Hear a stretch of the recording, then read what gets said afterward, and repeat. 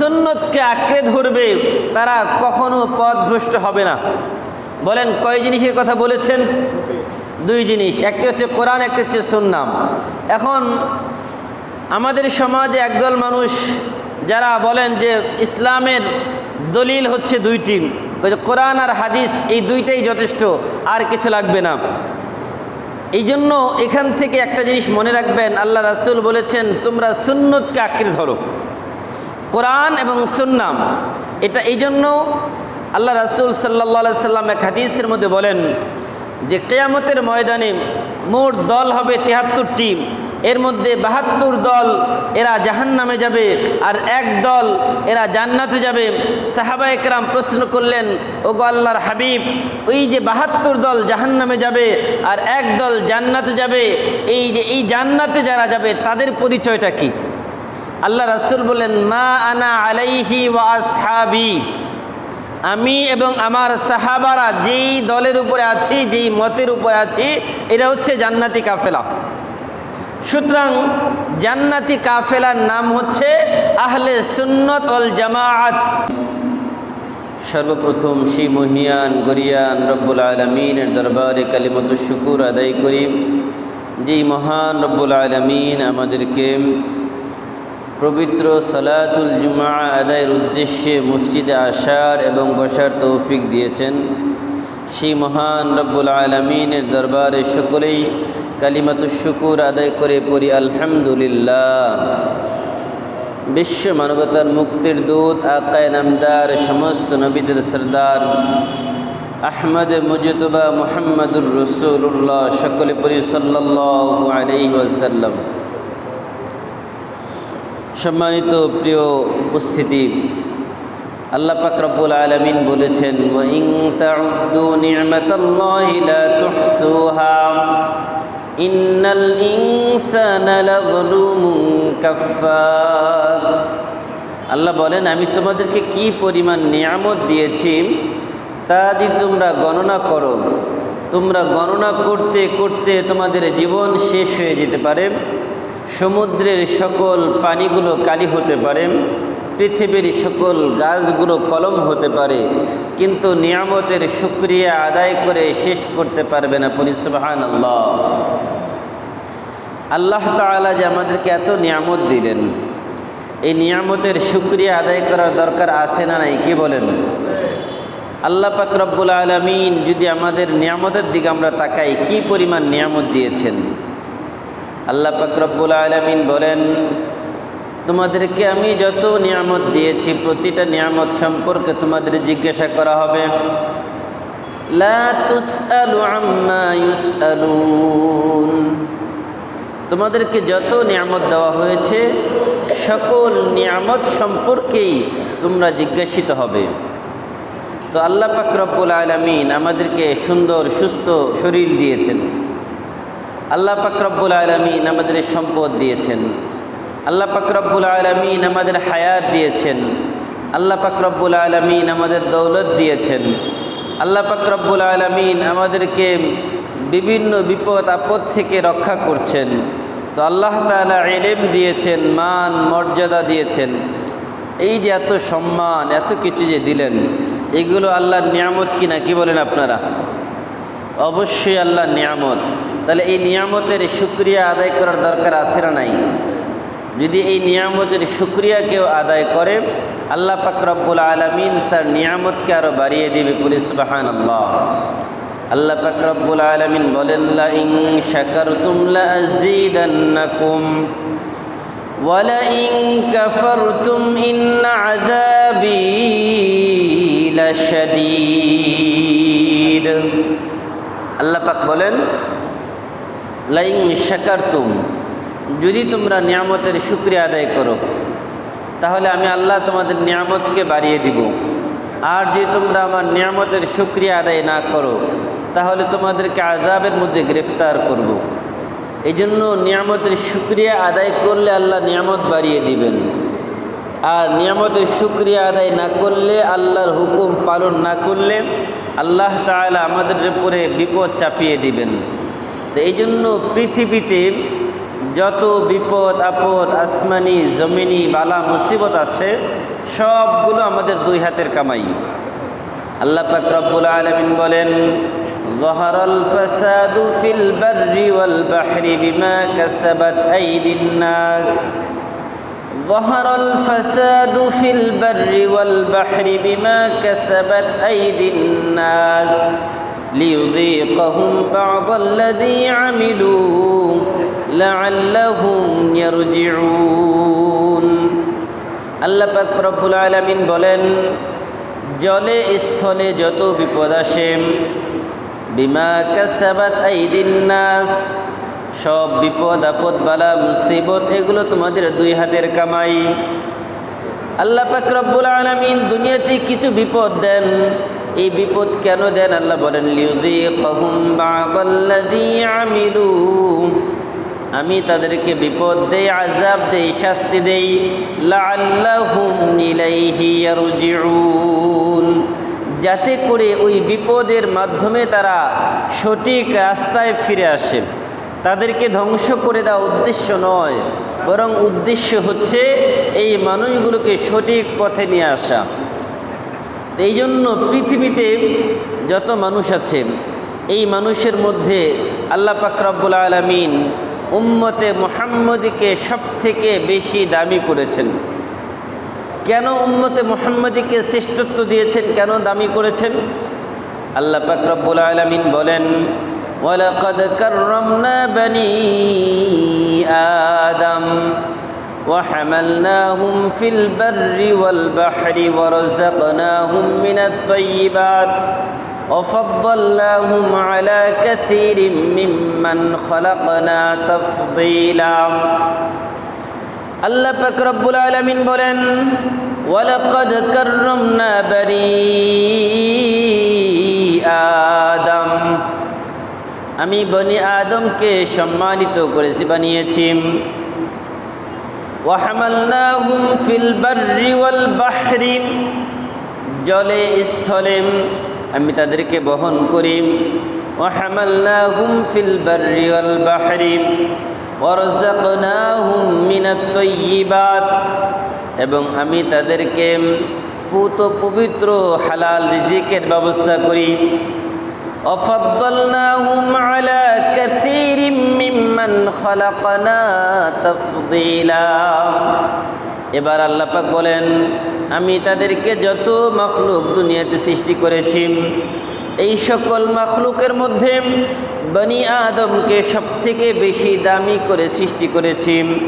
তাদের সবথেকে দামি করে সৃষ্টি করার কারণটাকে আল্লাহ বলেন, কুনতুম খায়রা উম্মাতিন উখরিজাত লিন-নাস তা'মুরুনা বিল মা'রুফি ওয়া তানহাউনা 'আনিল মুনকার ওয়া তু'মিনুনা বিল্লাহ ওয়ালাউ আমানা আহলুল কিতাবি লাকানা খায়রাল লাহুম মিনহুমুল মুমিনুনা ওয়া আকসারুহুমুল ফাসিকুন। আল্লাহ পাক বলেন, কুনতুম খায়রা উম্মাতিন উখরিজাত লিন-নাস, তোমাদেরকে সর্বশ্রেষ্ঠ উম্মত হিসাবে তৈরি করা হয়েছে, বের করা হয়েছে মানুষের জন্য। তা'মুরুনা বিল মা'রুফ, তোমাদের কাজ হবে মানুষকে সৎ কাজের আদেশ দেওয়া। তা'মুরুনা বিল মা'রুফি ওয়া তানহাউনা 'আনিল মুনকার, এবং অসৎ কাজে অন্যায় কাজে বাধা প্রদান করা। তা'মুরুনা বিল মা'রুফি ওয়া তানহাউনা 'আনিল মুনকারি ওয়া তু'মিনুনা বিল্লাহ, আর তোমরা পরিপূর্ণ আল্লাহর প্রতি ঈমান আনবে, অবিচল আস্থা রাখবে। ওয়ালাউ আমানা আহলুল কিতাবি লাকানা খায়রাল লাহুম, ওয়ালাউ আমানা আহলুল কিতাবি লাকানা খায়রাল লাহুম। আল্লাহ বলেন, ওয়ালাউ আমানা আহলুল কিতাব, যদি আহলে কিতাবগণ ঈমান আনে, লাকানা খায়রাল লাহুম, এটা তাদের জন্য কল্যাণকর।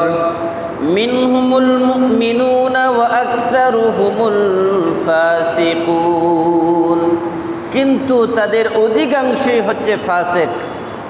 যারা ইমানদার দাবি করে তাদের অধিকাংশ হচ্ছে ফাসিক। সম্মানিত ভাইরা, আল্লাহ পাক রব্বুল আলামিন কিছু দায়িত্ব কর্তব্য দিয়ে আমাদেরকে দুনিয়াতে পাঠিয়েছেন। দায়িত্ব কর্তব্যগুলো কি আমাদের? এই দায়িত্ব কর্তব্যগুলো যদি আমরা পালন না করি, আল্লাহর কাছে আমাদের জবাব দিতে হবে। আল্লাহ পাক রব্বুল আলামিন কিছু দায়িত্ব দিয়েছেন, ওই দায়িত্বগুলো আমাদের পালনের জন্য আদেশও করেছেন। আল্লাহ তাআলার আদেশ দায়িত্ব যখন আমরা যথাযথভাবে সঠিকভাবে পালন করব, তখন আমাদের জীবনে আল্লাহ পাক রব্বুল আলামিনের অবারিত রহমত বরকত নাজিল হবে, সকল অশান্তি দূর হবে, অন্যায় দূর হবে, শান্তি আমাদের জীবনে আসবে, আর জীবনে অশান্তিগুলো দূর হয়ে যাবে। এই জন্য আল্লাহ পাক রব্বুল আলামিন বলেন, মান আমিলা সালিহাম মিন যাকারিন আও উনসা ওয়া হুয়া মুমিন ফালানুহইয়ান্নাহু হায়াতান তাইয়্যিবা ওয়ালানাজজিয়ান্নাহুম আসওয়াআল্লাযী আমিলু আজরাহুম বিমা কানু ইয়ামালুন। আল্লাহ পাক রব্বুল আলামিন বলেন, যে নারী এবং পুরুষ ভালো কাজ করবে, মান আমিলা সালিহাম মিন যাকারিন আও উনসা ওয়া হুয়া মুমিন, যে ঈমান আনয়ন করবে, ঈমান আনয়নের পরে এবং ভালো কাজ করবে, আল্লাহ বলেন সে হলো ঈমানদার। আর তার জন্য রয়েছে ফালানুহইয়ান্নাহু হায়াতান তাইয়্যিবা, আমি তাদেরকে সুন্দর পুত পবিত্র সুন্দর সুখময় জীবন দান করব। আর যেই ব্যক্তি ঈমান আনয়ন করবে না, আল্লাহর প্রতি আস্থা রাখবে না, রাসূলের প্রতি ঈমান আনবে না, পরকালকে বিশ্বাস করবে না, আল্লাহ পাক রব্বুল আলামিন বলেন কিয়ামতের ময়দানে তাদের জন্য রয়েছে আল্লাহর পক্ষ থেকে শাস্তি, আল্লাহর পক্ষ থেকে রয়েছে ওয়ালাহুম আযাবুন আলীম, যন্ত্রণাদায়ক শাস্তি।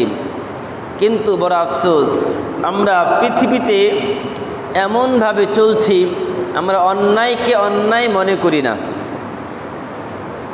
সাউন্ড শোনা যায় না? কম শোনা, স্পষ্ট হয় না? সাউন্ড কমাইতে বলেন, সাউন্ডটা ক্লিয়ার করতে বলেন।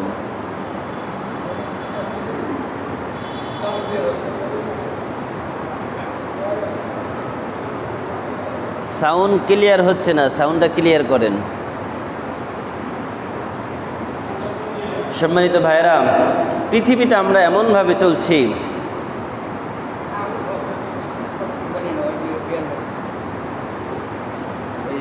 বিয়ের কথা বললাম, বোঝেন নাই নাকি? মানে এখানে হচ্ছে মেয়ের বাড়ি এখানে, আচ্ছা, এমি টেইলার্সের মেয়ে, এমির বিয়ে আর কি। ছেলে এখানে উপস্থিত আছে, মসজিদে বিয়ে পড়াই দেবে। সুন্নতি বিয়ে নাকি মসজিদে পড়ানো হয়। ওনার গার্জিয়ান আসতেছে, গার্জিয়ান চাচা আছে, ওনার বাবা এমির বাবা আছে সৈদিতে। আচ্ছা ঠিক আছে, চাচা আছে এবং বড় বোনাই আছে, ওনার ভাই নাই। ঠিক আছে, ছেলে আছে, ছেলের মামা আছে, আমি বোনাই আছি। আচ্ছা। সম্মানিত মুসল্লিয়ানে কিরাম, পৃথিবীতে আমরা এমনভাবে চলাফেরা করি, পৃথিবীতে আমরা এমনভাবে বিচরণ করছি এখন, যে আল্লাহ পাক রব্বুল আলামিনের যে বিধান, আল্লাহ পাক রব্বুল আলামিনের কাছে মানুষের যে এত মূল্যায়ন, মানুষের যে এত দাম, মানুষের জীবনের কত মূল্য, কিন্তু এই মানুষগুলো এখন পৃথিবীর মানুষের কাছে মূল্যহীন হয়ে গেছে। এই পৃথিবীতে মানুষগুলো এখন মূল্যহীন, মানুষের জীবনের কোনো মূল্য নেই। আর মানুষকে মারতে বিন্দু পরিমাণ দ্বিধাবোধ করে না। মানুষকে মারতে গিয়ে একবারও চিন্তা করে না যে আচ্ছা আমি যে মানুষকে মারছি, এর শাস্তি আমার জন্য কি হতে পারে। আল্লাহর পক্ষ থেকে আল্লাহ পাক রব্বুল আলামিন মানুষের জীবনের কত মূল্য এটা বুঝাতে গিয়ে একটা আয়াতের মধ্যে আল্লাহ বলেন, ওমান আহইয়াহা ফাকান্নামা আহইয়ান নাস জামিআ ওয়ালাকাদ জাআতুহুম রুসুলুনা বিল বাইয়িনাত। আমরা ইদানিংকালে কিছু বিষয় আমাদের দৃষ্টিগোচর হচ্ছে যে মানুষ এতটা পাগল হয়ে গেছে, এতটা উন্মাদ হয়ে গেছে যে ভাইকে হত্যা করছে, সেটা প্রকাশ্যে দিবালোকে ছুরি হাতে, অস্ত্র হাতে, রামদা হাতে দিয়ে মানুষের সামনে কুপিয়ে হত্যা করছে। কেউ হয়তোবা ছুরি দিয়ে গলা আলাদা করে ফেলছে, কেউ হয়তোবা বুকে বসে বুকের উপরে একের পর এক আঘাত করছে।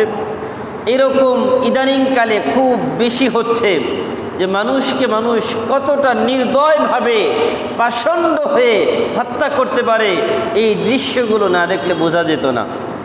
কিন্তু বড় আফসোস, আর দর্শকের সারিতে অসংখ্য মানুষ দাঁড়িয়ে দর্শকের ভূমিকায় তারা দৃষ্টিগোচর, তারা দেখছে, কিন্তু তারা কেউ তাদের কাউকে প্রতিহত করছে না।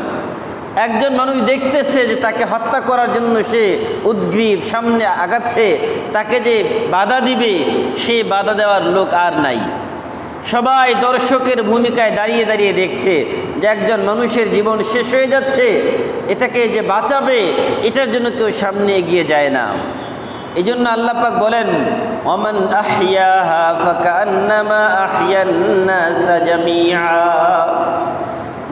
ওমান আহইয়াহা, যেই ব্যক্তি এরকম একজন মানুষকে বাঁচালো, ফাকান্নামা আহইয়ান নাস জামিআ, সে যেন পৃথিবীর সকল মানুষের জীবন বাঁচিয়ে দিল। বলি সুবহানাল্লাহ।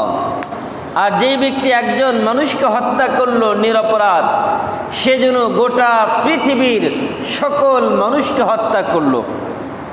আর একজন মানুষকে হত্যা করার শাস্তি কি হবে?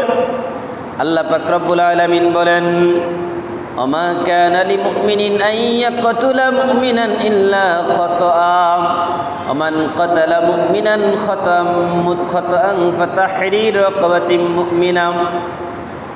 যেই ব্যক্তি ইচ্ছাকৃতভাবে কাউকে হত্যা করবে, আল্লাহ বলেন যেই ব্যক্তি ইচ্ছাকৃতভাবে হত্যা করবে, 1 নম্বর আল্লাহ তাকে জাহান্নামে দিবেন। কোথায় দিবেন? 1 নম্বর তাকে জাহান্নামে দিবেন। ফাজাযাউহু জাহান্নামু খালিদান ফিহা, সে চিরকাল ওই জাহান্নামের মধ্যে থাকবে, জাহান্নাম থেকে মুক্ত হবে না। এই জন্য সমাজের মানুষগুলোর ভিতরে আর মনুষ্যত্ব নাই। এখন সবাই মনুষ্যত্বহীন হয়ে গেছে, মানুষের ভিতরে বিবেক নাই, বিবেক বর্জিত সমাজ হয়ে গেছে এখন। এই জন্য মানুষ অন্যায়ের পথ বেছে নিয়েছে, হায়ানার পথ বেছে নিয়েছে। আল্লাহ তাআলা আমাদের সকলকে এই সকল বিবেক বর্জিত, আল্লাহ তাআলা অন্যায় কাজ থেকে আমাদেরকে বিরত রাখুন, বলেন আমিন। সম্মানিত ভাইরা, এমন একটা সময় আমরা পার করছি, যেই সময় প্রতিটা মানুষের মধ্যে ঐক্য থাকা দরকার। আল্লাহ পাক রব্বুল আলামিন বলেন, ওয়াতাসিমু বিহাবলিল্লাহি জামিআ ওয়ালা তাফাররাকু। ওয়াতাসিমু বিহাবলিল্লাহি জামিআ ওয়ালা তাফাররাকু, তোমরা আল্লাহর দ্বীনের রুজুকে তোমরা আঁকড়ে ধরো, আর তোমরা পরস্পর বিচ্ছিন্ন হয়েও না, আলাদা হয়েও না। কেন? কারণ অমুসলিমরা চায় মুসলমানদের মধ্যে বিভেদ তৈরি করতে, অমুসলিমরা চায় মুসলমানদের মধ্যে ভেদাভেদ তৈরি করতে।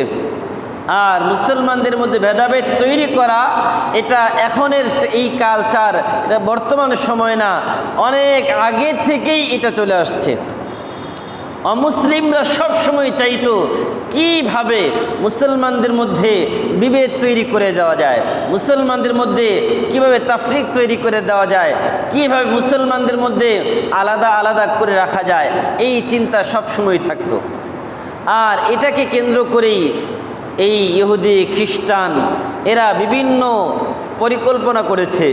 আর এই পরিকল্পনা করে করে তারা মুসলমানদের মধ্যে এটার ব্যাপারে তারা সাকসেস হয়েছে।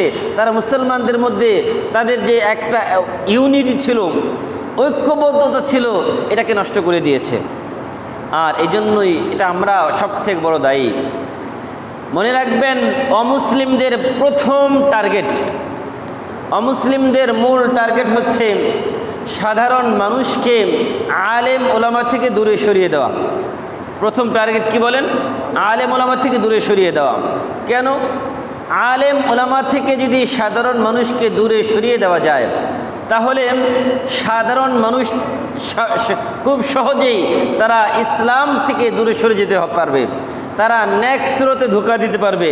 তারা বলবে যে এটা ইসলাম, মডারেট ইসলাম, এটা ডিজিটাল ইসলাম, এই নামে বিভিন্ন নামে তাদেরকে বিভিন্ন ইসলাম তাদের সামনে উপস্থাপন করবে, বিভিন্ন চটকদার চমকদার বিভিন্ন বিষয় তাদের সামনে উপস্থাপন করবে, আর এর মাধ্যমে তাদেরকে সহজে দ্বীনের পথ থেকে দূরে সরিয়ে দিতে পারবে।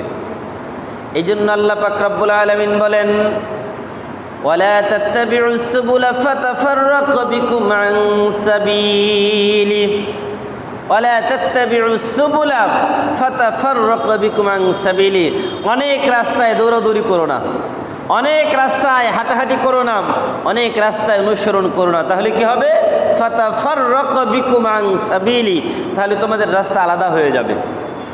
ভাইরা আমার, প্রসঙ্গক্রমে বলতে হয় যে আসলে আমাদের সমাজে একটা সময় দেখেন উপমহাদেশে ভারত, পাকিস্তান, ইন্ডিয়া, এই যে ভারতে উপমহাদেশের ম্যাক্সিমাম মানুষ হানাফি মাযহাব মেনে চলে, ম্যাক্সিমাম মানুষ হানাফি মাযহাব মেনে চলে। আর পৃথিবীতে 4টি মাযহাবের প্রচলন খুব বেশি। এর মধ্যে একটি হচ্ছে হানাফি, একটি হচ্ছে শাফিঈ, একটি হচ্ছে মালিক, একটি হাম্বলি। হানাফি মাযহাবের প্রণেতা তিনি হচ্ছেন নু'মান ইবনে সাবিত, ইমামে আযম আবু হানিফা রাহমাতুল্লাহি আলাইহি।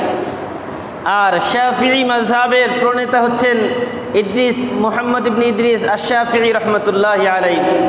এবং মালিকি মাযহাবের প্রবক্তা, এটা যার মাধ্যমে উদ্ভব হয়েছেন তিনি হচ্ছেন ইমাম মালিক রহমতুল্লাহি আলাইহি। আর হাম্বলি মাযহাবের প্রণেতা হচ্ছেন ইমাম আহমদ ইবনে হাম্বল। তো ইনারা জগৎ বিখ্যাত এক একজন আলেম।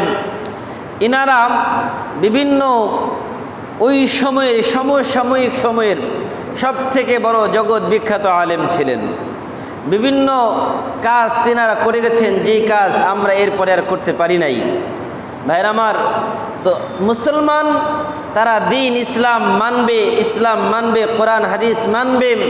আল্লাহ রাসূল সাল্লাল্লাহু আলাইহি সাল্লাম বলেছেন, তারাকতু ফীকুম আমরাইন লান তাদিল্লু মা তামাসসাকতুম বিহিমা কিতাবাল্লাহ ওয়া সুন্নাত রাসূলি।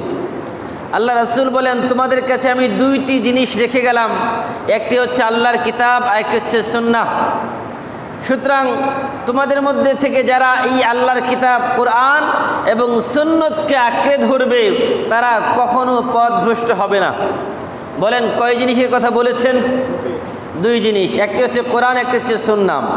এখন আমাদের সমাজে একদল মানুষ যারা বলেন যে ইসলামের দলিল হচ্ছে 2টি, কোরআন আর হাদিস, এই 2টাই যথেষ্ট, আর কিছু লাগবে না।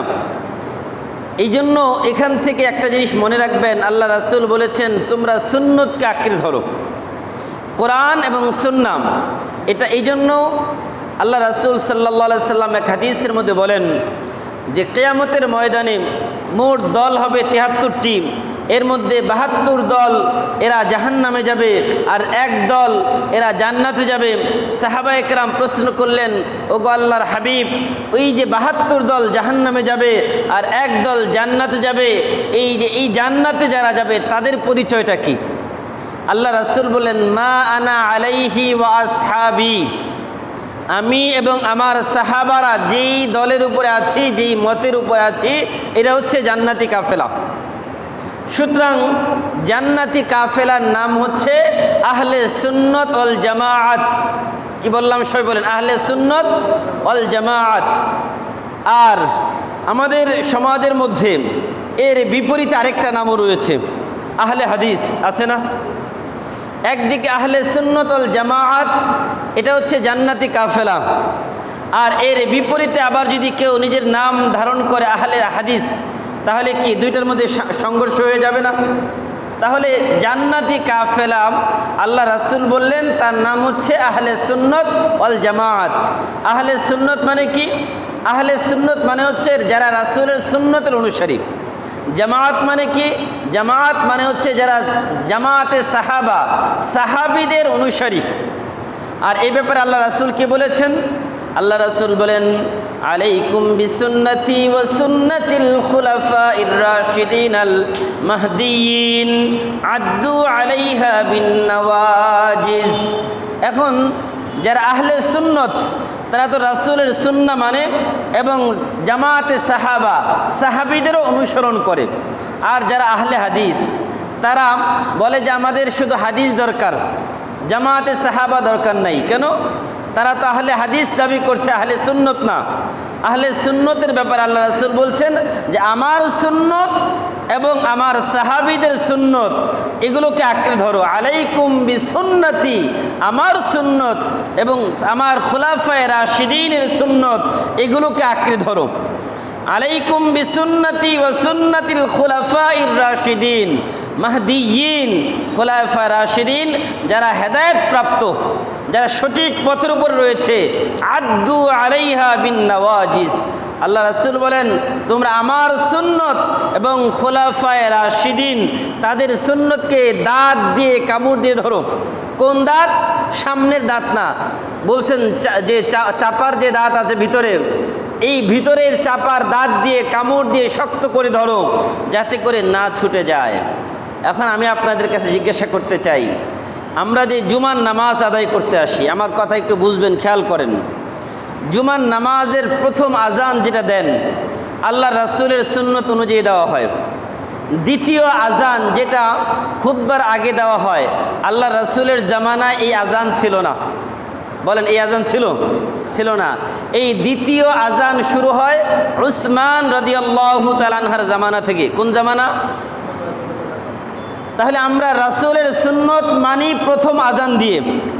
আল্লাহ রাসূল বলেছেন খুলাফায়ে রাশিদিন আবু বকর, উমর, উসমান, আলী তাদের সুন্নত মানার কথা আল্লাহ রাসূল বলেছেন। আর উসমানের সুন্নত মানি দ্বিতীয় আজান দিয়ে, ঠিক কিনা?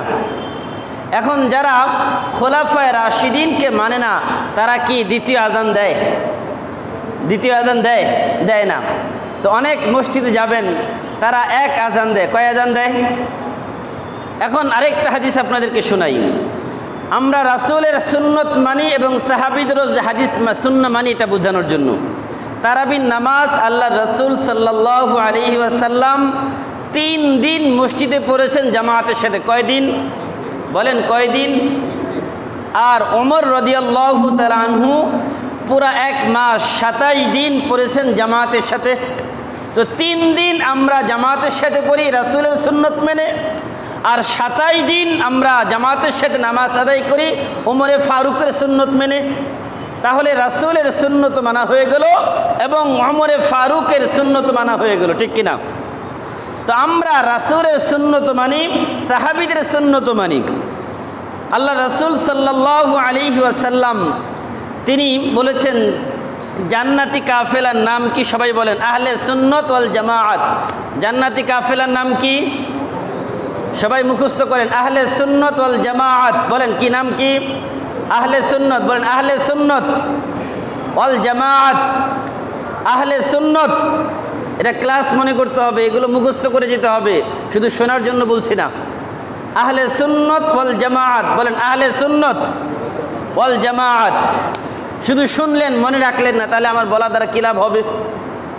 আল্লাহ রাসূলকে যখন বলা হলো ওই ৭৩ দলের মধ্যে ৭২ দল জাহান্নামী আর 1 দল জান্নাতি, ওই জান্নাতি কাফেলার নাম কি? আল্লাহ রাসূল বললেন মা আনা আলাইহি ওয়া আসহাবি। তার মানে হচ্ছে আহলে সুন্নাত ওয়াল জামাআত এই কাফেলার যারা অধিকারী তারাই হচ্ছে জান্নাতি, আর যারা এর বাহিরে থাকবে সব জাহান্নামী। তার মানে কি? ফারিকুম ফিল জান্নাহ ও ফারিকুম ফিস সাঈর। একদল জান্নাতে যাবে আর একদল জাহান্নামে। এটা আমার কথা না, আল্লাহর কথা, আল্লাহর কোরআনের কথা। ভাই এখন আসুন আমরা বুঝি যে হাদিস কাকে বলে আর সুন্নত কাকে বলে। হাদিস কাকে বলে আর সুন্নাহ কাকে বলে? আহলে হাদিস কারা, আহলে সুন্নত কারা? তার মানে হচ্ছে একজন মানুষ যদি শুধু আহলে হাদিস হয় তাহলে সে মুসলমান হতে পারবে না। কেন হতে পারবে না? কারণ সে পরিপূর্ণ ইসলাম মানতে পারবে না।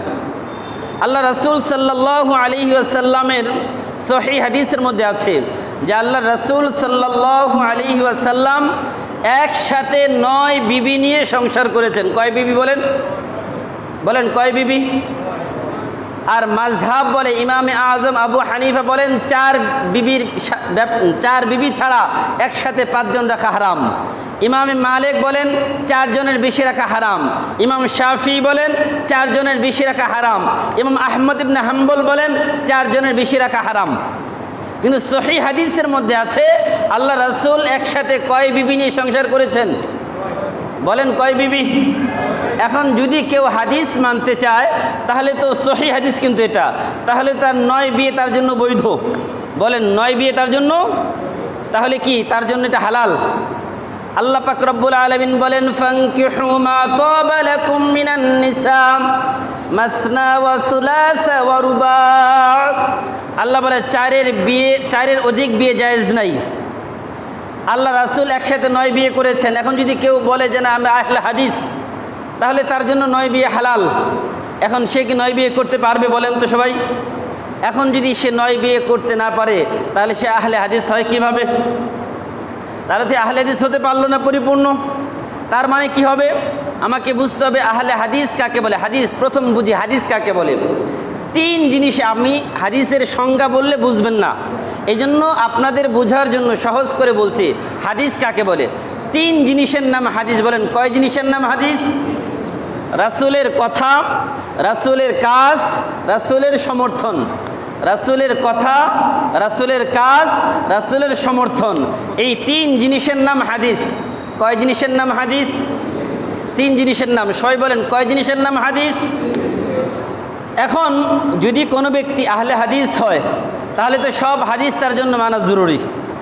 এই জন্য আল্লাহ রাসূল কি বলেছেন? হাদিস মানো, এটা বলেন নাই। কি বলেছেন? আলাইকুম বি হাদিসি, এটা বলেন নাই।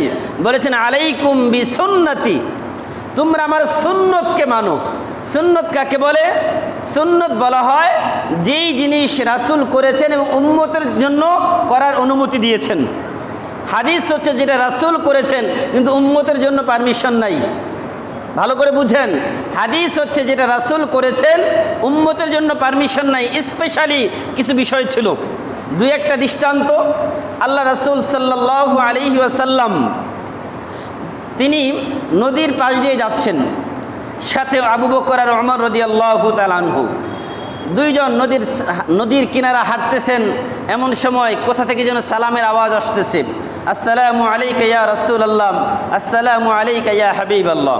যখন সালামের আওয়াজ আসতেছে কিন্তু কোনো মানুষের অস্তিত্ব খুঁজে পাওয়া যাচ্ছে না, আল্লাহ রাসূল একটা পাথর হাতে তুলে নিলেন, নিয়ে আবু বকরের হাতে দিয়ে বললেন, আবু বকর এই পাথরটাকে কানের কাছে নিয়ে লাগান, দেখেন কোথা থেকে আওয়াজ আসে। ওই পাথর থেকে আওয়াজ আসতেছে আর রাসূলকে সালাম দিচ্ছে। এটা সহিহ একটা হাদিস। এখন যদি কেউ আহলে হাদিস হতে চায় তাহলে তার জন্য তো ওই পাথরের সালাম দেওয়া, সালাম শোনা, ওই যোগ্যতা থাকাও দরকার। এটা তো হাদিস মানতে হবে তো। এখন দেখেন সুন্নত কেন বলছি, যদি কোনো ব্যক্তি আহলে হাদিস হতে চায় তো রাসূল একসাথে 9 বিয়ে করেছেন, 9 জন স্ত্রী একসাথে রেখেছেন, তার জন্য তো 9 জন স্ত্রী একসাথে রাখা উচিত। এটা কি জায়েজ? বলেন জায়েজ? তাহলে সুন্নত হচ্ছে 4 জন স্ত্রী একসাথে রাখতে পারবে। কয়জন? তাহলে একজন মানুষকে আহলে সুন্নত হতে হবে। কি হতে বলেন? আহলে সুন্নত। আর আহলে সুন্নত হওয়ার জন্য আমাদের করণীয় কি? আল্লাহ রাসূল সাল্লাল্লাহু আলাইহি ওয়াসাল্লাম আমাদেরকে কিছু বিষয় দিয়েছেন, এগুলো মানতে হবে। যেমন আল্লাহ রাসূল বলেছেন, আমার সুন্নতকেও মানো, আমার সাহাবীদের সুন্নতকেও মানো। এখন এটা মানতে গিয়ে দেখা যায় যে বিভিন্ন মত, বিভিন্ন পথ তৈরি হয়েছে। আর এই যে বিভিন্ন পথ, বিভিন্ন মত, এগুলোকে বলা হয় মাযহাব। মাযহাব মানে হচ্ছে বিভিন্ন মত, বিভিন্ন পথ, বিভিন্ন রাস্তা। তো এই যে মাযহাব তৈরি হওয়া, এখন আমাদের কিছু ভাই যারা আহলে হাদিস দাবি করে, তিনাদের বক্তব্য হচ্ছে আমাদের কাছে দলিল প্রমাণ হচ্ছে 2টি। বলে কয়টি বলে? 2টি, কোরআন আর হাদিস। আর আহলে সুন্নাত ওয়াল জামাআতের আকীদা হচ্ছে আমাদের কাছে শরীয়তের দলিল হচ্ছে 4টি। বলেন কয়টি? বলেন সবাই কয়টি? মুখস্থ করে যান। শরীয়তের দলিল কয়টি? 1 নম্বর কোরআন, 1 নম্বর, 2 নম্বর হাদিস, 3 নম্বর ইজমা, 3 নম্বর, 4 নম্বর কিয়াস। আর আহলে হাদিসের দাবি হচ্ছে আমাদের দলিল হচ্ছে 2টি, কোরআন আর হাদিস। এখন তাদের কথা হচ্ছে ইজমা কেন দলিল হবে না, কিয়াস কেন দলিল হবে না, এগুলো তাদের বিভিন্ন বক্তব্য আছে। তাদের কথা হচ্ছে আমাদের হাত দুইটা, আল্লাহ দুই হাতে দুই জিনিস দিয়ে দিয়েছেন, এক হাতে কোরআন আর এক হাতে হাদিস। খুব চমৎকার একটা কথা। মানুষের হাত দুইটা আল্লাহ দুই হাতে ধরার জন্য দিয়ে দিয়েছেন, আর এর বাহিরে কিছুই নাই। কিন্তু আমি আপনাদেরকে বলি যে আল্লাহ রাসূল যে আরেক হাদিসের মধ্যে বললেন, আলাইকুম বিসুন্নতি ওয়া সুন্নাতিল খুলাফাইর রাশিদিন আল মাহদিয়িন আদ্দু আলাইহা বিন নওয়াজিস, তোমরা আমার সুন্নতকেও মানো, খোলাফায়ে রাশিদিন সাহাবীদের সুন্নতকেও মানো। আল্লাহ রাসূল যে বললেন সাহাবীদের সুন্নতকে মানার জন্য, এখন যদি সাহাবীদের সুন্নত না মানা হয় তাহলে জুমার দ্বিতীয় আযানকে অস্বীকার করতে হবে। যদি সাহাবীদের সুন্নতকে না মানা হয় 20 রাকাত তারাবি অস্বীকার করতে হবে। যদি সাহাবীদের সুন্নতকে না মানা হয় তাহলে 4 বিবাহের বেশি স্ত্রী রাখা বৈধতা দিতে হবে। তাহলে আপনি বলেন, যদি আপনি আহলে সুন্নত না হন তাহলে আপনার মধ্যে সমস্যা আছে না নাই? আহলে হাদিস হলে আল্লাহ রাসূল বলেছেন আহলে সুন্নাত ওয়াল জামাআত এরা হচ্ছে জান্নাতি কাফেলা। আহলে হাদিস এর বিপরীত কোথায় যাবে তাহলে বলেন? এই জন্য আহলে হাদিস হওয়ার জন্য কিছু যোগ্যতা লাগবে। আল্লাহ রাসূল সাল্লাল্লাহু আলাইহি ওয়াসাল্লাম এক হাদিসের মধ্যে বলেছেন যে আহলে হাদিস হওয়ার জন্য কমপক্ষে 4টা যোগ্যতা লাগবে। কয়টা যোগ্যতা বলেন সবাই? এখন আমাদের সমাজে আহলে হাদিস নামে একটা পরিচিতি আছে, আর আল্লাহ রাসূলের জামানায় এই আহলে হাদিসের একটা শব্দ, এই শব্দটা অন্য অর্থে ব্যবহার হতো। এই অর্থটা মূলত ব্যবহার হতো যারা হাদিস বিশারদ, যারা হাদিস নিয়ে গবেষণা করেন, যারা হাদিস পড়ান, যারা হাদিসের উপরে আমল করেন, যারা হাদিস শিক্ষা দেন, তাদেরকে বলা হয় আহলে হাদিস। এখন আহলে হাদিস তো বলা হয় তাদেরকে যারা হাদিস নিয়ে গবেষণা করে, হাদিসের উপরে আমল করে, হাদিস মানুষকে শিখায়, তাদেরকে বলা হতো আহলে হাদিস। এটা হচ্ছে মূল পরিভাষা, এরা হাদিসের একটা পরিভাষা। কিন্তু বর্তমান জামানায় আমাদের কিছু ভাইরাম যারা বুঝে হোক না বুঝে হোক, জেনে হোক না জেনে হোক, ইচ্ছায় হোক অনিচ্ছায় হোক, যেভাবেই হোক, তারা এই পথটাকে বেছে নিয়েছে, নাম দিয়েছে আহলে হাদিস। কিন্তু যদি বলা হয় যে ভাই এই যে হাদিসের কিতাব আছে, একটা হাদিস পড়ে শোনাও তো, বললো এটা তো পারি না। তখন কি করে? মোবাইল খুলে মোবাইল নাম্বার দেখে দেখে হাদিস, বাংলা হাদিস শোনায়।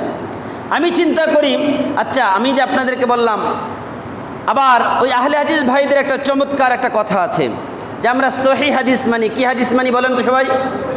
কি হাদিস? আমি আপনাদেরকে জিজ্ঞাসা করতে চাই, রাসূল কি জীবনে কখনো সহির বিপরীত কি আসে বলেন তো সবাই? ভুল। সহির বিপরীত কি আসে? রাসূল কি জীবনে কখনো ভুল কথা বলেছেন? আল্লাহ বলেছেন ওমা ইয়ানতিকু আনিল হাওয়া ইন হুয়া ইল্লা ওয়াহয়ু ইউহা। আল্লাহ রাসূলকে আল্লাহ বলছেন, যদি আপনি নিজের পক্ষ থেকে একটা কথা বলতেন, আপনার জিহ্বা আমি কেচি দিয়ে কেটে দিতাম। আপনার জবান দিয়ে যা বের হয়েছে তা আমার পক্ষ থেকে আপনার জবান দিয়ে বের হয়েছে, আমার পক্ষ থেকে আপনার কাছে ওহী এসেছে। এরপরে আপনি বলেছেন, আপনার নিজের পক্ষ থেকে একটা কথাও বলেন নাই। আর এরপরেও যদি কেউ মনে করে যে না রাসূলের কথা সব কথা ঠিক না, তাহলে কি ওই লোক ঠিক আছে? তো ভাইরা আমার, এই জন্য বলছি, দেখেন যে আহলে হাদিস এটা একটা পরিভাষা। কিন্তু যেই লোক এখন একটা হাদিস বলতে পারে না, সে বলে আমি আহলে হাদিস। এখন যদি বলা হয় যে ভাই আহলে হাদিস ঠিক আছে, একটা হাদিস শোনাও, তখন বলা হয় যে হুজুর শুধু আমি আহলে হাদিস না, আমি সহিহ হাদিস মানি। এখন প্রশ্ন হচ্ছে সহি মানে শুদ্ধ, সহি মানে কি বলেন সবাই? সহি মানে, আর সহির বিপরীত কি? শুদ্ধের বিপরীত অশুদ্ধ, ভুল। এখন আমার কথা হচ্ছে, আল্লাহ রাসূল কি জীবনে কখনো অশুদ্ধ ভুল কথা বলেছেন? বলেন আপনারা। আল্লাহর কোরআন বলে আল্লাহর রাসূল জীবনে অশুদ্ধ ভুল কোনো কথা বলেন নাই। এখন যারা বলে আমরা সহিহ হাদিস মানি, আর বাকি যা আছে তার মানে সহির বিপরীত যা আছে, কয় জয়ীফ। কয় জয়ীফ মানা যাবে না। কয় কেন? আমি আপনাদের একটা দৃষ্টান্ত দিয়ে বুঝাই। অনেকের কথা যে আমরা সহিহ হাদিস মানি, জয়ীফ হাদিস মানি না। এখন আপনারা আমাকে প্রথম কথা বুঝছেন তো সবাই, যে আল্লাহ রাসূল জীবনে কখনো অশুদ্ধ ভুল কথা বলেন নাই। বলছেন? মনে করেন আমার বাবা, আপনাদের কথা না বলি, আমার বাবার কথা আমি বলি। আমার বাবা তিনি যৌবনকালে যে শক্তি ছিল এখন কি তার সেই শক্তি আছে? এখন তার বয়স হয়েছে, দুর্বল হয়েছে। আগে যেই রকম সে পরিশ্রম করতে পারত, হাড় ভাঙ্গা পরিশ্রম করতে পারত, এখন কি সেটা পারে? এখন আর পারে না। তার মানে আগে সে যে পরিশ্রম করতে পারত এখন পারে না, তার মানে কি সে আমার বাবা না? সে কি আমার বাবা থাকবে এখন? এখন বৃদ্ধ হওয়ার পরে, দুর্বল হওয়ার পরে সে কি আমার বাবা থাকবে না থাকবে না? কি বলেন? বাবা পরিচয় থাকবে না থাকবে না? এখন আসেন দ্বিতীয় বিষয়। এই যে হাদিস, আল্লাহ রাসূল যত কথা বলেছেন সবগুলোই সঠিক। এখন হাদিসের মান নির্ণয় করার ক্ষেত্রে এই যে হাদিস যে আমাদের কাছে এসেছে, আমি আমার উস্তাদের কাছে হাদিস পড়েছি, আমার উস্তাদ তার উস্তাদের কাছে হাদিস পড়েছে, এইভাবে রাসূল পর্যন্ত সিলসিলা, সনদ বলা হয় এটাকে। এই সিলসিলায় আমাদের সনদ আমাদের কাছে পৌঁছেছে। আর যখন এই সনদের মাধ্যমে আমরা হাদিস পেয়েছি নির্ভেজাল, কোনো ভেজাল নাই, রাসূল পর্যন্ত আমাদের এই সনদ রয়েছে, আমরা হাদিস পড়েছি। আর যখন সনদ ছাড়া হাদিস পড়েছে তখনই ভেজাল হয়েছে। এখন যদি কোনো ব্যক্তি এই যে সনদ, মনে করেন আল্লাহ রাসূলের হাদিস, বুখারী শরীফের সর্বশেষ হাদিস, কালিমাতানি হাবিবাতানি ইলার রহমান খফিফাতানি আলাল লিসান সাকিলাতানি ফিল মিজান সুবহানাল্লাহি ওয়া বিহামদিহি সুবহানাল্লাহিল আযীম। এই যে হাদিস, এই হাদিস সর্বশেষ হাদিস বুখারীর, এই হাদিস সর্বশেষ হাদিস। এই হাদিস আল্লাহ রাসূলের কাছে যে সাহাবী বর্ণনা করেছেন, তারপরে এইভাবে ইমাম বুখারী থেকে এরপরে সর্বশেষ এইভাবে আমাদের কাছে এসেছে কিতাবের মধ্যে। এখন বলেন এই যে বর্ণনাকারী যারা, তাদেরকে আরবি ভাষায় বলা হয় রাবি, বলেন কি বলা হয়? আর বাংলায় বলা হয় বর্ণনাকারী। এখন এই যে একজনের কাছ থেকে আরেকজনের যে চেইন, যে একজনের কাছ থেকে আরেকজন, এইভাবে যে একটা লম্বা একটা চেইন হয়ে আমাদের কাছে এই হাদিসটা এসেছে। এই যে সকল বর্ণনাকারীকে একসাথে করলে এটাকে বলা হয় ইসনাদ বা সনদ। কি বলা হয়? সনদ। এখন এই যে যারা বর্ণনা করলো সবাই সনদ, এই বর্ণনাকারী সবাই কি সমান? যারা মসজিদে আছেন সবার স্মৃতিশক্তি কি সবার সমান? বলেন সবাই সমান? আমি একা কথা বলতেছি, আমার এই কথাটা যখন বাহিরে যাবে সবাই কি একভাবে বলতে পারবেন? বলেন সবাই বলতে পারবেন? 10 জনে 10 ভাবে বলবে। তো এখন এই যে যারা বর্ণনাকারী, এদের মধ্যে সমস্যা, বর্ণনাকারীর বর্ণনার মধ্যে সমস্যা। এই বর্ণনাকারীর বর্ণনার সমস্যা হওয়ার কারণে হাদিসের মান নির্ণয়ের ক্ষেত্রে কিছুটা তারতম্য হয়েছে। এই জন্য হাদিসের যারা বর্ণনাকারী তাদের মধ্যে 3টা ভাগ করা হয়েছে। প্রথম যোগ্যতা সম্পন্ন হাদিস বর্ণনাকারী, দ্বিতীয় যোগ্যতা সম্পন্ন হাদিস বর্ণনাকারী, তৃতীয় নিম্ন স্তরের হাদিস বর্ণনাকারী, যোগ্যতা সম্পন্ন হাদিস বর্ণনাকারী। এর মধ্যে প্রথম যারা, তাদের মধ্যে 5টা গুণ থাকতে হবে, যাদের হাদিসকে সহি বলা হয়। ভাই ভালো করে মনে রাখবেন, সহি মানে শুদ্ধ না, এটা একটা ইলমে হাদিসের একটা পরিভাষা, এটা একটা ইলমে হাদিসের পরিভাষা। যারা এতদিন শুধু শুদ্ধ শুদ্ধ বলে মুখের বলি আউড়িয়েছেন, ভুল করেছেন। কেন? হাদিস এটা সহি শুদ্ধ বোঝানোর উদ্দেশ্য নয়। কারণ এখানে যে বর্ণনাকারীর মধ্যে কমপক্ষে 5টা গুণ থাকবে। কি গুণ? 1 নম্বর, আমি যদি এই শব্দগুলো বলি বুঝবেন না, তারপর আপনাদেরকে বোঝানোর জন্য চেষ্টা করব, একটু সময় নিব, কষ্ট নেবেন না তো। সহিহ হাদিস কাকে বলে? মা সাবাতা বিনাকলি আদলিন তাম্মুজ যাবত গায়রা মুআল্লালিন ওয়ালা শাযিন। এটা হচ্ছে, এখন দেখেন এই যে হাদিস যে সহি, এখন আরও একটা কথা বলতে হয়। আমার আহলে হাদিস ভাইয়েরা তারা বলেন আমরা মাযহাব মানি না। কি মানে না? মাযহাব মানি না। তাদের কথা আমরা কিয়াস মানি না। কয় কিয়াস মানো না কেন? কয় কিয়াস তো সর্বপ্রথম শয়তান করেছে। কে করেছে? শয়তান। কোথায় কিয়াস করেছে? কয় শয়তান তো কিয়াস করেছে আদমের সামনে, আল্লাহর সামনে বলেছে, আল্লাহ আপনি আমাকে আগুন দিয়ে তৈরি করেছেন আর আদমকে মাটি দিয়ে তৈরি করেছেন। আগুনের পাওয়ার হচ্ছে উপরে ওঠা আর মাটি হচ্ছে নিচের দিকে যাওয়া, এটা তার কিয়াস ছিল। কয় সর্বপ্রথম কিয়াস তো শয়তান করেছে, আর শরীয়তের দলিল কিয়াস হতে পারে না, এই জন্য আমরা কিয়াস শরীয়ত দলিল মানি না। তাদের কথা হচ্ছে এটা। আফসোস। এরপরে তাদের কথা হচ্ছে যে কোরআন হাদিসের যারা মাযহাব মানে তারা সব মুশরিক। যারা মাযহাব মানে তারা সব কি? বলেন তারা কি? তার মানে আমরা সবাই শিরিকের মধ্যে আছি যারা মাযহাব মানি। আর যারা মাযহাব মানে না তারা সবাই একদম আহলে সুন্নাত না আহলে হাদিসের আলা তবকার মধ্যে আছে। এখন এটা জেনে বুঝুক আর না বুঝুক, যেভাবেই হোক তারা বলছে, তাদের বক্তব্য হচ্ছে যারা মাযহাব মানে তারা শিরকের মধ্যে রয়েছে, যারা মাযহাব মানে তারা মুশরিক। এখন তাদের একটা ফতোয়া আপনাদেরকে শোনাই। তাদের ফতোয়া হচ্ছে যদি কোনো আহলে হাদিস হানাফি হয়ে যায়, কি হয়ে যায় বলেন, কি হয়ে যায়? যদি কোনো আহলে হাদিস হানাফি হয়ে যায় তাহলে তার জন্য কি দোয়া করা যাবে? তাদের কথা হচ্ছে যে যদি কোনো আহলে হাদিস পরিবারের কোনো একজন বাবা আহলে হাদিস থেকে হানাফি হয়ে গেল, মাযহাবপন্থী হয়ে গেল, তাহলে কি তার জন্য দোয়া করা যাবে? তাদের ফতোয়া হচ্ছে যে না, তার জন্য দোয়া করা যাবে না। কেন? কয় সে মুশরিক, আর মুশরিক হওয়ার কারণে তার জন্য দোয়া করা যাবে না। কয় কেন? কয় নবী ইব্রাহিম আলাইহিস সালামকে আল্লাহ বলেছিলেন, ইব্রাহিম তোমার বাবা মুশরিক, আজরের জন্য দোয়া করা যাবে না। সুতরাং সে যেহেতু হানাফি মাযহাব মেনেছে, সে মুশরিক হয়ে গেছে, তার জন্য দোয়া করা যাবে না। এটা তাদের ফতোয়া। এখন বলেন তাদের ফতোয়া অনুযায়ী আমরা সব মুশরিক। এখন কথা হচ্ছে যারা আমাদেরকে বলছেন আমরা মুশরিক, তার মানে আপনার জন্ম তো কোনো মুশরিক বাবার ঘরেই জন্ম নিয়েছে। কারণ আপনার বাবা তো হানাফি ছিল, নাহলে মালিকি ছিল, নাহলে হানাফি ছিল, শাফিঈ ছিল। কারণ আপনার বাবা কিন্তু আহলে হাদিস ছিল না। আপনি খেয়াল করেন, আপনি আপনার বাবার খবর নেন, আপনার দাদার খবর নেন, তারা কিন্তু আহলে হাদিস ছিল না। তার মানে আপনার তো জন্ম হয়েছে আহলে হাদিসের ঘরে না, কোনো হানাফির ঘরে, কোনো শাফির ঘরে, কোনো মালিকির ঘরে, কোনো হাম্বলির ঘরে। তার মানে আপনার জন্ম হয়েছে মুশরিকের ঘরে। আর তাহলে আপনি কি মুশরিক? ভাইয়ের আমার, খুব চৌকান্না থাকতে হবে। এগুলো এমন এমন কথা যেগুলো আমাদের হৃদয়কে ছিদ্র করে দেয়, কিন্তু আমরা কথাগুলো বলতে চাই না।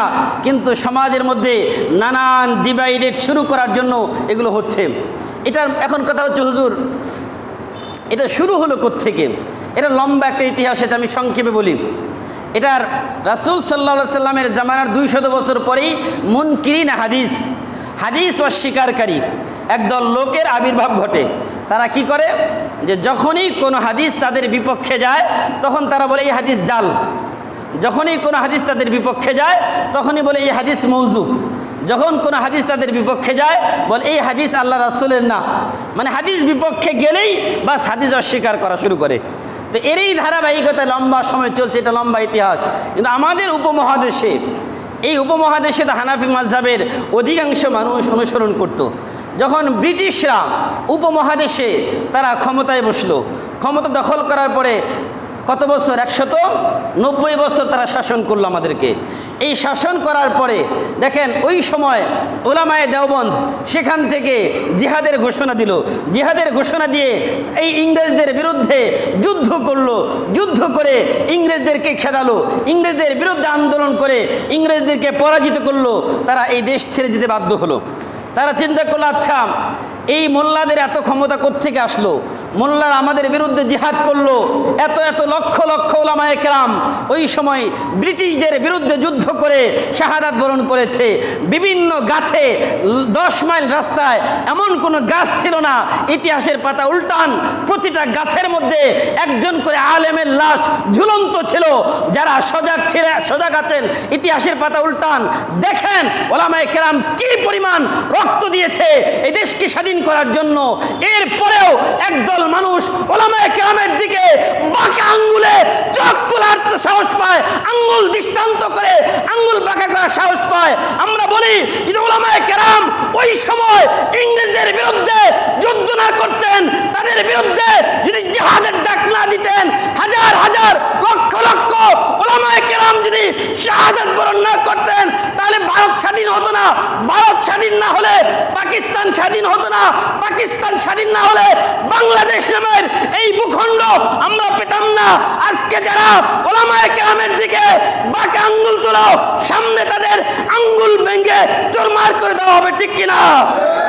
যারা উলামায়ে কেরামের ইজ্জত হানি করার চেষ্টা করো, ইতিহাস স্মরণ করো, তোমাদেরকে মুক্ত করার জন্য উলামায়ে কেরাম গাছের গোড়ায় রক্ত ঢেলেছে।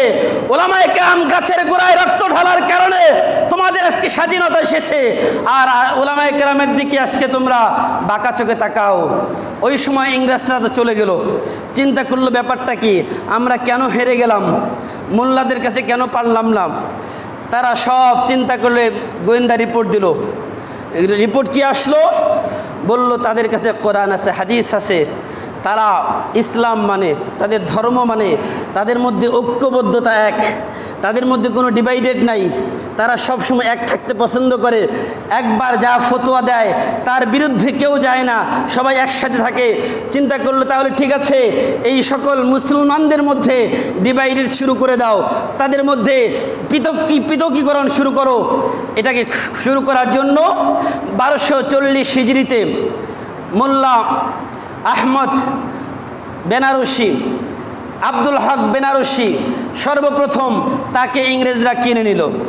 আব্দুল হক বেনারসি তাকে কিনে নেওয়ার পরে তাকে বলা হলো, ইংরেজদের দালাল সে, বলল তুমি এখন মসজিদে গিয়ে গিয়ে নতুনভাবে ইসলামের দাওয়াত দাও। কিভাবে দাওয়াত? এতদিন মানুষ নামাজ পড়েছে একরকম, এখন তোমরা তাদেরকে নামাজের ব্যাপারে ভিন্ন মত দাওয়াত দাও। এখন যখন নামাজ একজন দুইজন করে এইভাবে আলাদা হবে, নামাজের মধ্যে একটা ভেজাল শুরু হবে, নামাজের মধ্যে একটা সমস্যা তৈরি হবে। এতদিন মানুষগুলো একরকম পড়েছে, যদিও জায়েজ না জায়েজ পরের মাসলা, এটা আমি অন্য আলোচনায় বলবো। ইংরেজদের ওইখানে টার্গেট ছিল মুসলমানদের ইবাদতের মধ্যে তাদের মধ্যে তাফরিক তৈরি করে দেওয়া, পৃথকীকরণ করা, আলাদা করে দেওয়া। আর এটাকে কেন্দ্র করেই আব্দুল হক বেনারসি সে তার টার্গেট নিয়ে ওই ইংরেজদের টাকা পয়সা খেয়ে শুরু করলো। আর শুরু করার পরে আস্তে আস্তে আস্তে এইভাবে ওই আব্দুল হক বেনারসি সে ইংরেজদের কাছ থেকে তার দলের নাম সে লিখে নিয়েছিল উলামায়ে দেওবন্দের বিরুদ্ধে গিয়ে আহলে হাদিস। আর আহলে হাদিস নাম দিয়ে সে যখন এই নাম দিয়ে সব জায়গায় কাজ শুরু করলো, তাদের কথা একটাই, আমরা কোরআন মানি, হাদিস মানি। আর কোরআন থাকতে হাদিস থাকতে কিসের মাযহাব, কিসের আবু হানিফা, কিসের মালিক, কিসের আহমদ ইবনে হাম্বল, এগুলো কিচ্ছু দরকার নাই, এগুলো মানা শিরিক, এগুলো মানা যাবে না, এই কথা তাদের বক্তব্য ছিল। ভাইরা আমার,